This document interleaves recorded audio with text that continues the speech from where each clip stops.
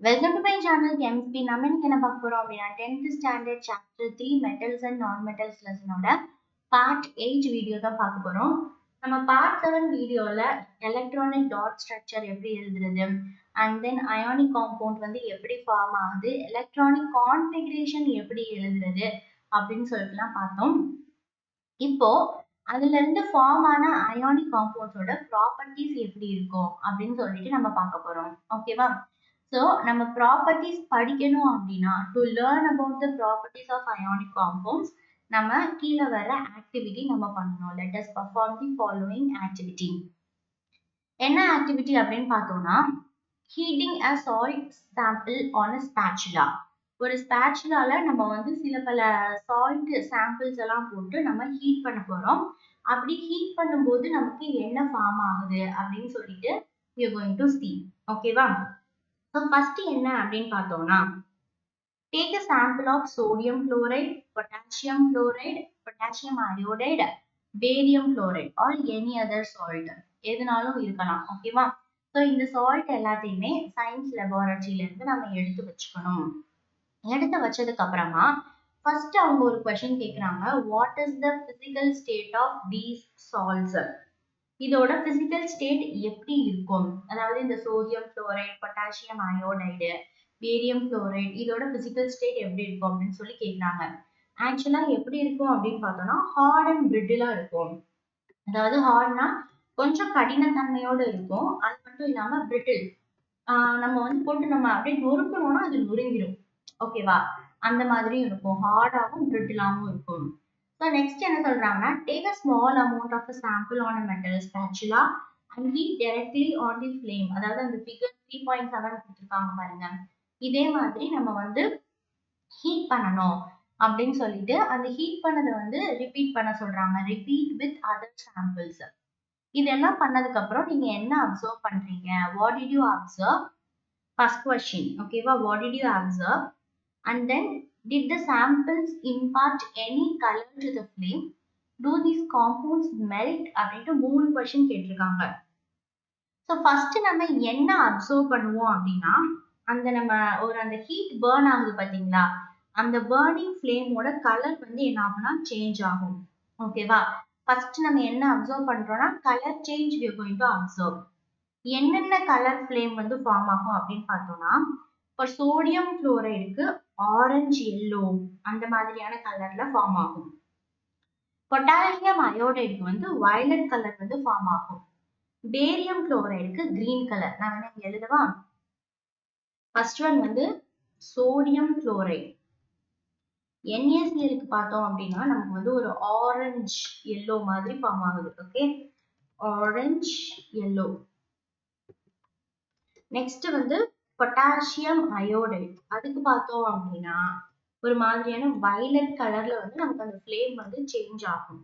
Next வந்து BaCl2, அதுக்கு பார்த்தோம் அப்படின்னா ஒரு கிரீன் கலர்ல நமக்கு கிடைக்கும். ஓகே, ஒரு கிரீன் கலர்ல கிடைக்கும். இது நோட் பண்ணி வச்சுக்கோங்க. So third question, do this compounds melt அப்படின்னு சொல்லி கேட்குறாங்க. ஆக்சுவலா இந்த காம்பவுண்ட் வந்து மெல்ட் ஆகாது. தி டு நாட் மெல்ட். அடுத்த question, try to dissolve the samples in water, petrol and kerosene. Are they soluble அப்படின்னு சொல்லி கேட்குறாங்க. ஆக்சுவலா என்ன ஆகும்னா வாட்டர்ல இந்த மெட்டல்ஸ் எல்லாமே சால்யுபிள் ஆகும். ஆனா அதாவது இந்த காம்பவுண்ட்ஸ் எல்லாமே வாட்டர்ல சால்யுபிள் ஆகும். பட் பெட்ரோல் அண்ட் கெரசின்ல சால்யுபிள் ஆகாது. ஓகே, நெக்ஸ்ட் என்ன சொல்றாங்க அப்படின்னு பார்த்தோம்னா make a circuit as shown in figure 3.8. இந்த figure 3.8ல கொடுத்திருக்க மாதிரி ஒரு சர்க்கியூட் மேக் பண்ண சொல்றாங்க. and then insert the electrodes into a solution of one salt. அதாவது ஏதாவது ஒரு சால்ட் சொல்யூஷனை நம்ம வந்து ப்ரிப்பேர் பண்ணி அந்த சொல்யூஷனுக்குள்ள எலக்ட்ரோட டிப் பண்ணணும், இன்சர்ட் பண்ணணும்னு சொல்றாங்க.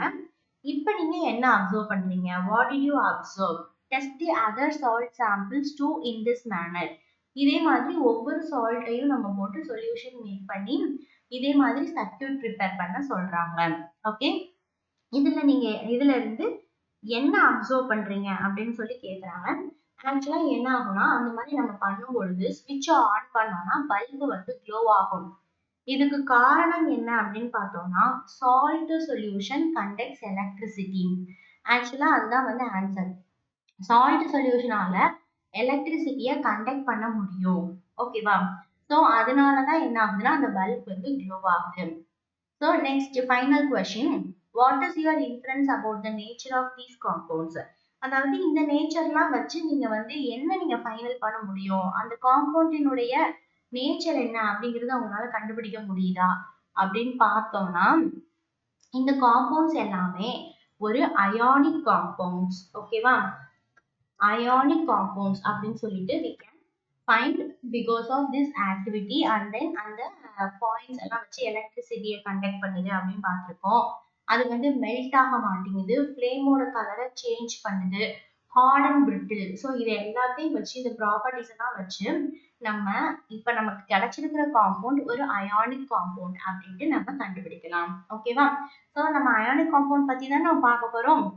இங்க some அயானிக் காம்பவுண்டோட நேம் கொடுத்திருக்காங்க, அதோட melting point and then boiling point கொடுத்திருக்காங்க. ஃபர்ஸ்ட் சோடியம் குளோரைடு, அதோட மெல்டிங் பாயிண்ட் கெல்வின்ல கொடுத்திருக்காங்க பாருங்க. 1754 கெல்வின் நம்ம வந்து ஹீட் பண்ணாதான் மெல்ட் ஆகும். 1686 போட்டு நம்ம ஹீட் பண்ணாதான் பாயில் ஆகும். அதே மாதிரி lithium chloride, calcium chloride, calcium oxide CaO, MgCl2, magnesium chloride, இதுக்கான மெல்டிங் அண்ட் பாயிலிங் பாயிண்ட்ஸ் எல்லாமே கொடுத்திருக்காங்க, பார்த்துக்கோங்க. ஸோ இப்போ நம்ம மேல பார்த்த அந்த ஆக்டிவிட்டி மூலமா நம்ம என்ன கத்துக்கிட்டோம் அப்படின்னா general properties of ionic compounds வந்து நம்ம கத்துக்கிட்டோம். கரெக்டா? ஸோ ஃபர்ஸ்ட் அதோட பிசிக்கல் நேச்சர் பார்க்கலாம். ஃபர்ஸ்ட் அதோட physical nature of ionic compounds. Ionic compounds ஆக்சுவலா எப்படி இருக்குன்னா சாலிடா தான் இருக்கும். Ionic compounds are solid and are somewhat ஹார்டாகவும் இருக்கும். அண்ட் தென் அது ரெண்டுக்கும் நடுவில் ஸ்ட்ராங் force of attraction இருக்கும் between positive and negative ions. These compounds are generally brittle இருக்கும், அதாவது உடைஞ்சிரும், அதாவது break into pieces when pressure is applied. நம்ம pressure கொடுத்து நம்ம அதை வந்து நம்ம break பண்ணோம் அப்படின்னா அது வந்து break ஆயிடும், அதாவது உடைஞ்சிரும். So physical nature வந்து ionic compound solid, hard இருக்கும் and then brittle இருக்கும். Next melting and boiling points. Ionic compounds ஓட melting and boiling points எப்படி இருக்கும் அப்படின்னு பார்த்தோம்னா ionic compounds have high melting and boiling points. நம்ம ஆல்ரெடி அந்த டேபிள்லயே பார்த்தோம், அவ்வளோ கெல்வின் நம்ம ஹீட் கொடுத்தாதான் அது மெல்ட் ஆகும், பாயில் ஆகும். So ionic compounds automatically have high melting and boiling point. This is because a considerable amount of energy is required to break the strong interionic attraction. நம்ம already part 6 வீடியோல பார்க்கும்போதே நம்ம பார்த்தோம், ionic காம்பவுண்டுக்கு நடுவுல strong electrostatic force of attraction இருக்கு. அப்போ அவ்வளோ ஸ்ட்ராங்கா இருக்கிற ஒரு அட்ராக்ஷனை ரிமூவ் பண்றதுக்கு we have to give more energy. So அதனாலதான் நம்ம high melting and boiling point அப்படின்னு சொல்லிட்டு டிஃபைன் பண்றோம். And then solubility of ionic compound. Ionic compound எந்த மாதிரி soluble ஆகும் அப்படின்னு பார்த்தோம்னா they used to generally soluble in water. வாட்டர்ல ஈஸியா soluble ஆயிடும். But some solvents like kerosene, petrol இந்த மாதிரியான எக்ஸ்ட்ரா solvents எல்லாம் soluble ஆகாது. ஓகேவா? நெக்ஸ்ட் வந்து கண்டக்ஷன் ஆஃப் எலக்ட்ரிசிட்டி. நம்ம அந்த ஆக்டிவிட்டிலேயே பார்த்தோம் எலக்ட்ரிசிட்டியை கண்டக்ட் பண்ணுச்சு அப்படின்னு. So conduction of electricity through a solution involves the movement of charged particles. ஏன்னா அயானிக் காம்பவுண்ட்லயே நமக்கு வந்து சார்ஜ்டு பார்ட்டிகல்ஸ் தானே இருக்கு, கேட்டையான் இருக்கு, ஆனையான் இருக்கு. ஸோ ஒரு ஆப்போசிட்டிவ்லி சார்ஜ்டு எலக்ட்ரானை நம்ம அதுக்குள்ள நமக்கு டிப் பண்ணும் பொழுது அந்த எலக்ட்ரிசிட்டி அந்த சார்ஜ்டு பார்ட்டிகல்ஸ் மூலியமா மூவ் ஆகி ஒரு எலக்ட்ரோட்ல இருந்து இன்னொரு எலக்ட்ரோடுக்கு நமக்கு போயிருது, மூவ் ஆகுது. அப்படி மூவ் ஆகுறதுனால நமக்கு அந்த பல்பு க்ளோ ஆச்சு. கரெக்டா? ஸோ அதனால அயானிக் காம்பவுண்ட்ஸ் வந்து சொல்யூஷனா இருக்கும் பொழுது, வாட்டர்ல மிக்ஸ் பண்ணி ஒரு சொல்யூஷனா இருக்கும் பொழுது அது கண்டிப்பா எலக்ட்ரிசிட்டியை கண்டக்ட் பண்ணும். பட் இங்க பாருங்க, ionic compounds in the solid state do not conduct electricity. Solid ஸ்டேட்டா இருக்கும் பொழுது எலக்ட்ரிசிட்டியை கண்டக்ட் பண்ணாது. அதுக்கு காரணம் என்ன அப்படின்னு பார்த்தோம்னா movement of ions in the solid is not possible due to their rigid structure. சொல்யூஷனா இருக்கும் பொழுது அந்த சார்ஜ்டு பார்ட்டிகல்ஸ் எல்லாமே மூவ்மெண்ட் ஆகிட்டே இருக்கும். ஸோ எலக்ட்ரிசிட்டியை ஒரு எலக்ட்ரோட்ல இருந்து இன்னொரு எலக்ட்ரோடுக்கு பாஸ் பண்ணிடுது. But in solid state there is no movement of cation and anion, அதாவது சார்ஜ்டு பார்ட்டிகல்ஸ். அது ஒரு ரிஜிட் ஸ்ட்ரக்சருக்குள்ள இருக்கு. அப்படி இருக்கிறதுனால அது வந்து எலக்ட்ரிசிட்டியை கண்டக்ட் பண்ணாது. But ionic compounds conduct electricity in the molten state also. Molten ஸ்டேட்ல வந்து எலக்ட்ரிசிட்டியை கண்டக்ட் பண்ணும். எதனால அப்படின்னா எலக்ட்ரோஸ்டாட்டிக் ஃபோர்ஸ் ஆஃப் அட்ராக்ஷன் வந்து எப்படி இருக்கும் அப்படின்னா, ஹீட் நம்ம பண்ணும்போது, அதாவது ஒரு காம்பவுண்ட் சாலிட் காம்பவுண்ட் எடுத்து நம்ம ஹீட் பண்றோம். ஹீட் பண்ணும்போது அது மோல்டன் ஸ்டேட்ல மாறும். அந்த மாதிரி இருக்கும் பொழுது electrostatic force of attraction still அதுல இருக்கு. ஸோ அயான்ஸ் வந்து ஃப்ரீயா மூவ் ஆகி எலக்ட்ரிசிட்டியை கண்டக்ட் பண்ணுது. ஓகே, ஸோ இங்க பாருங்க, ஒரு 2 கொஸ்டின் கொடுத்துருக்காங்க. Write the electron dot structure. So இந்த 2 கொஸ்டினுக்கான நம்ம ஆன்சர் பார்க்கலாம்.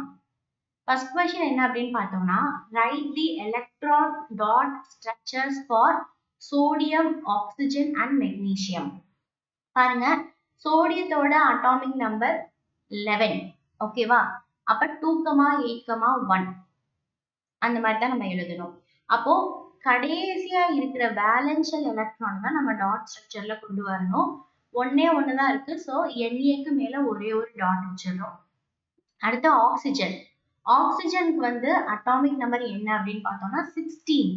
அப்ப 2,8,6 அண்ட் பேலன்ஸ் ஷெல், அதாவது கடைசி ஷெல்லில் இருக்கிற எலக்ட்ரான எத்தனை இருக்குன்னா 6. ஸோ 6 டாட்டை வந்து நம்ம சுத்தி வச்சிடணும். Next magnesium. மெக்னீசியத்தோட அட்டாமிக் நம்பர் 12. 2,8,2. ஸோ 2 எலக்ட்ரான் தான் வேலன்ஸ் ஷெல்ல இருக்கு. அப்ப அந்த 2 எலக்ட்ரான் அந்த டாட்டை வந்து 2 டாட் வந்து வச்சிடணும். நெக்ஸ்ட் கொஸ்டின் என்ன கேட்டிருக்காங்க, show the formation of Na2O and MgO by the transfer of electrons.